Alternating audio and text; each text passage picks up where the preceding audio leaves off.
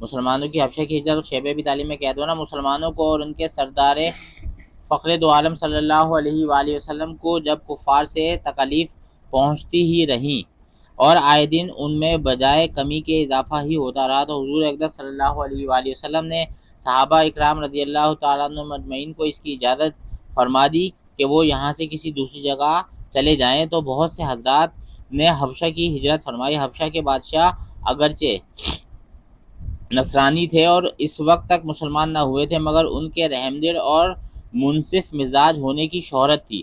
چنانچہ نبوت کے 5ویں برس رجب کے مہینے میں پہلی جماعت کے 11 یا 12 مرد اور 4 یا 5 عورتوں نے حبشہ کی طرف ہجرت کی۔ مکے والوں نے ان کا پیچھا بھی کیا کہ یہ نہ جا سکے، مگر یہ لوگ ہاتھ نہ آئے۔ وہاں پہنچ کر ان کو یہ خبر ملی کہ مکے والے سب مسلمان ہو گئے۔ کیا خبر ملی وہاں پہ ان کو؟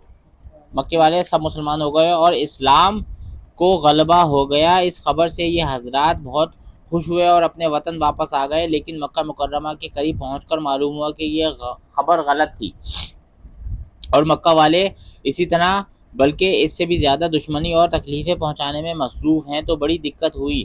ان میں سے بعض حضرات وہیں سے واپس ہو گئے اور بعض کسی کی پناہ لے کر مکہ مکرمہ میں داخل ہوئے۔ یہ حبشہ کی پہلی ہجرت کہلاتی ہے، حبشہ کی پہلی ہجرت کہلاتی ہے۔ اس کے بعد ایک بڑی جماعت جو 83 مرد اور 18 عورتیں بتلائی جاتی ہیں متفرق طور پر ہجرت کی، اور یہ حبشہ کی دوسری ہجرت کہلاتی ہے۔ بعض صحابہ رضی اللہ تعالیٰ عنہ مجمعین نے دونوں ہجرتیں کی اور بعض نے ایک۔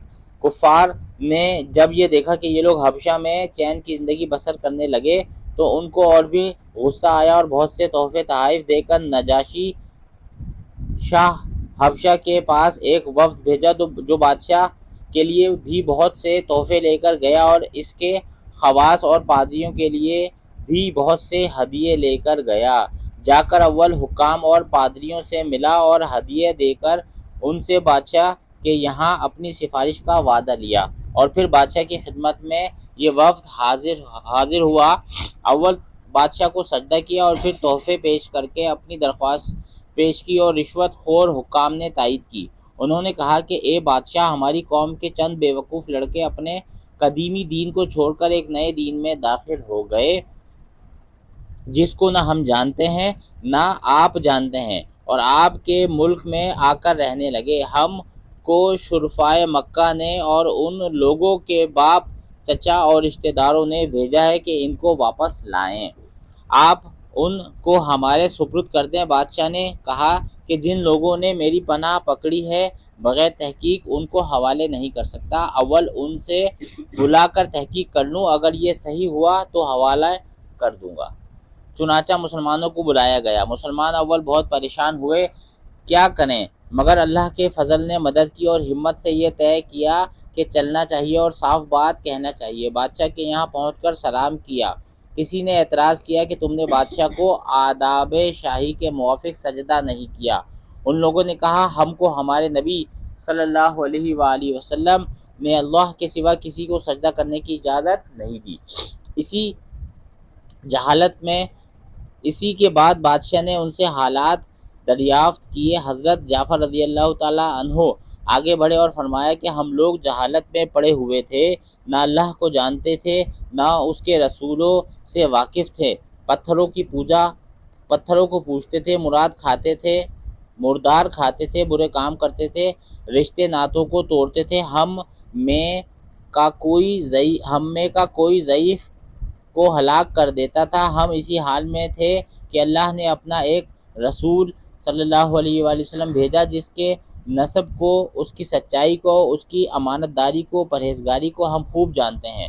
اس نے ہم کو ایک اللہ وحدہ لا شریک کی عبادت کی طرف بلایا اور پتھروں اور بتوں کے پوجنے سے منع فرمایا۔ اس نے ہم کو اچھے کام کرنے کا حکم دیا، برے کاموں سے منع کیا۔ اس نے ہم کو سچ بولنے کا حکم دیا، امانت داری کا حکم دیا، صلہ رحمی کا حکم کیا، پڑوسی کے ساتھ اچھا برتاؤ کرنے کا حکم دیا، نماز، روزہ، صدقہ، خیرات کا حکم دیا اور اچھے اخلاق کی تعلیم کی۔ زنا، بدکاری، جھوٹ بولنا یتیم کا مال کھانا، کسی پر تہمت لگانا اور اس قسم کے برے اعمال سے منع فرمایا۔ ہم کو قرآن پاک کی تعلیم دی، ہم اس پر ایمان لائے اور اس کے فرمان کی تعمیل کی، جس پر ہماری قوم ہماری دشمن ہو گئی اور ہم کو ہر طرح ستایا۔ ہم لوگ مجبور ہو کر تمہاری پناہ میں اپنے نبی صلی اللہ علیہ وآلہ وسلم کے ارشاد سے آئے ہیں۔ بادشاہ نے کہا، جو قرآن تمہارے نبی صلی اللہ علیہ وآلہ وسلم لے کر آئے ہیں وہ کچھ مجھے سناؤ۔ حضرت جعفر رضی اللہ تعالی عنہ نے سورہ مریم کی اول کی آیتیں پڑھی، جس کو سن کر بادشاہ بھی رو دیا اور اس کے پادری بھی جو کثرت سے موجود تھے، سب کے سب اس قدر روئے کہ داڑھیاں تر ہو گئی، یعنی گیلی ہو گئی۔ اس کے بعد بادشاہ نے کہا کہ خدا کی قسم، یہ کلام اور جو کلام حضرت موسیٰ علیہ السلام لے کر آئے تھے ایک ہی نور سے نکلے ہیں، اور ان لوگوں سے صاف انکار کر دیا کہ میں ان کو تمہارے حوالے نہیں کر سکتا۔ ان لوگوں کو جو لوگ مکہ سے آئے تھے اور جھوٹ بولا تھا، وہ لوگ بڑے پریشان ہوئے کہ بڑی ذلت اٹھانا پڑی۔ آپس میں صلاح کر کے ایک شخص نے کہا کہ کل میں ایسی تدبیر کروں گا کہ بادشاہ ان کی جڑ ہی کاٹ دے۔ ساتھیوں نے کہا بھی کہ ایسا نہیں چاہیے، یہ لوگ اگرچہ مسلمان ہو گئے مگر پھر بھی رشتہ دار ہیں، مگر اس نے نہ مانا۔ دوسرے دن پھر بادشاہ کے پاس گئے اور جا کر کہا کہ یہ لوگ حضرت عیسیٰ علیہ السلام کی شان میں گستاخی کرتے ہیں، ان کو اللہ کا بیٹا نہیں مانتے۔ بادشاہ نے پھر مسلمانوں کو بلایا۔ صحابہ رضی اللہ تعالیٰ عنہ مجمعین فرماتے ہیں کہ دوسرے دن کے بلانے سے ہمیں اور بھی زیادہ پریشانی ہوئی۔ بہرحال بادشاہ نے پوچھا کہ تم حضرت عیسیٰ علیہ السلام کے بارے میں کیا کہتے ہو؟ انہوں نے کہا، وہی کہتے ہیں جو ہمارے نبی صلی اللہ علیہ وآلہ وسلم پر ان کی شان میں نازل ہوا کہ وہ اللہ کے بندے ہیں، اس کے رسول ہیں، اس کی روح ہیں، اور اس کے کلمہ ہے جس کو خدا نے کنواری اور پاک مریم کی طرف ڈالا۔ نجاشی نے کہا کہ حضرت عیسیٰ علیہ السلام بھی اس کے سوا کچھ نہیں فرماتے۔ پادری لوگ آپس میں کچھ چخ کرنے لگے۔ نجاشی نے کہا، تم جو چاہے کہو۔ اس کے بعد نجاشی نے ان کے تحفے واپس کر دیے اور مسلمانوں سے کہا، تم امن سے ہو، جو تمہیں ستائے اس کو تاوان دینا پڑے گا، اور اس کا اعلان بھی کرا دیا کہ جو شخص ان کو ستائے گا اس کو تاوان دینا ہوگا۔ اس کی وجہ سے وہاں کے مسلمانوں کا اکرام اور بھی زیادہ ہونے لگا اور اس وقت کو ذلت سے واپس آنا پڑا۔ تو پھر کفار مکہ کا جتنا بھی غصہ جوش کرتا ظاہر ہے۔ اس کے ساتھ ہی حضرت عمر رضی اللہ تعالیٰ عنہ کے اسلام لانے سے ان کو اور بھی جلا رکھا تھا اور ہر وقت اس فکر میں رہتے تھے کہ لوگوں کا ان سے ملنا جلنا بند ہو جائے اور اسلام کا چراغ کسی طرح بجھے۔ اس لیے سرداران مکہ کی ایک بڑی جماعت نے آپس میں مشورہ کیا، اب کھلم کھلا محمد صلی اللہ علیہ وآلہ وسلم کو نعوذ باللہ قتل کر دیا جائے۔ لیکن قتل کر دینا بھی آسان کام نہ تھا، اس لیے کہ بنو ہاشم بھی بڑے جتھے اور اونچے طبقے کے لوگ شمار ہوتے تھے۔ اگرچہ اکثر مسلمان نہیں ہوئے تھے، لیکن جو مسلمان نہیں تھے وہ بھی حضور صلی اللہ علیہ وسلم کے قتل ہو جانے پر آمادہ نہیں تھے۔ اس لیے ان سب کفار نے مل کر ایک معاہدہ کیا کہ سارے بنو ہاشم اور بنو المطلب کا بائیکاٹ کیا جاوے، نہ ان کو کوئی شخص اپنے پاس بیٹھنے دے، نہ ان سے کوئی خرید و فروخت کرے، نہ بات چیت کرے، نہ ان کے گھر جائے، نہ ان کو اپنے گھر میں آنے دے، اور اس وقت تک صلح نہ کی جائے جب تک کہ وہ حضور صلی اللہ علیہ وسلم کو قتل کے لیے حوالے نہ کر دے۔ یہ معاہدہ زبانی ہی گفتگو پر ختم نہیں ہوا، بلکہ یکم محرم 7 نبی کو ایک معاہدہ تحریری لکھ کر بیت اللہ میں لٹکایا گیا تاکہ ہر شخص اس کا احترام کرے اور اس کو پورا کرنے کی کوشش کرے، اور اس معاہدے کی وجہ سے 3 برس تک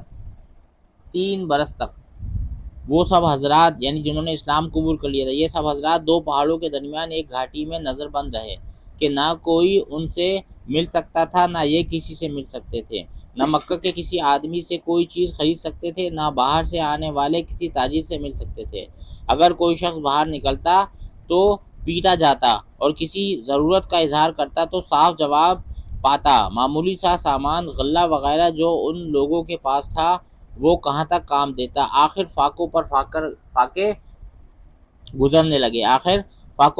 گزرنے لگے اور عورتیں اور بچے بھوک سے بےتاب ہو کر روتے اور چلاتے، اور ان کی اعضاء کو اپنی بھوک اور تکالیف سے زیادہ ان بچوں کی تکلیف ستاتی۔ آخر 3 برس کے بعد اللہ کے فضل سے وہ صحیفہ دیمک کی نظر ہوا اور ان حضرات کی یہ مصیبت دور ہوئی۔ 3 برس کا زمانہ ایسے سخت بائیکاٹ اور نظر بندی میں گزرا، اور ایسی حالت میں ان حضرات پر کیا کیا مشقتیں گزری ہوں گی وہ ظاہر ہے، لیکن اس کے باوجود صحابہ کرام رضی اللہ تعالیٰ عنہم اجمعین نہایت ثابت قدمی کے ساتھ اپنے دین پر جمے رہے، بلکہ اس کی اشاعت فرماتے رہے۔ فائدہ: یہ تکالیف اور مشقتیں ان لوگوں نے اٹھائی ہیں جن کے آج ہم نام لیوا کہلاتے ہیں، اور اپنے کو ان کا متبع بتلاتے ہیں۔ متبع یعنی ان کی تباہ کرنے والا، ان کی نقل کرنے والا، اور سمجھتے ہیں ہم لوگ ترقی کے باب میں صحابہ کرام رضی اللہ تعالیٰ عنہم اجمعین جیسی ترقیوں کے خواب دیکھتے ہیں، لیکن کسی وقت ذرا غور کر کے یہ بھی سوچنا چاہیے کہ ان حضرات نے قربانیاں کتنی فرمائی، اور ہم نے دین کی خاطر، اسلام کی خاطر، مذہب کی خاطر کیا کیا۔ میرے دوستو، یہ سوچنے کی بات ہے، ہم نے کیا کیا؟ ہم آج عیاشیوں میں لگے ہیں بس۔ کامیابی ہمیشہ کوشش اور صحیح کے مناسب ہوتی ہے۔ ہم لوگ چاہتے ہیں کہ عیش و آرام، بددینی اور دنیا طلبی میں کافروں کے دوش بدوش چلیں اور اسلام ترقی ہمارے ساتھ ہو۔ یہ کیسے ہو سکتا ہے؟ ایک شعر ہے، اس کا ترجمہ ہے: مجھے خوف ہے اور بددئی کہ تو کعبہ کو نہیں پہنچ سکتا، اس لیے کہ یہ راستہ کعبہ کی دوسری جانب ترکستان کی طرف جاتا ہے۔ اللہ پاک ان احادیث کا یقین نصیب فرمائے، ان باتوں کا یقین نصیب فرمائے، ان پہ عمل کرنے والا بنائے، ہمیں بھی صحابہ کی اتباع کرنے والا بنائے، اور دوسروں تک میرے دوستوں صحابہ کے یہ واقعات پہنچانے والا بنائے۔ سبحان ربک رب العزت عما یصفون وسلام علی المرسلین والحمد للہ رب العالمین۔ ویڈیو پسند آئی تو اس کو لائک کریں، پورا قصہ آپ نے اگر سنا ہو، آپ اس ویڈیو کو یہاں تک پہنچے ہو تو ضرور لائک کریں، ہمارے چینل کو سبسکرائب کریں۔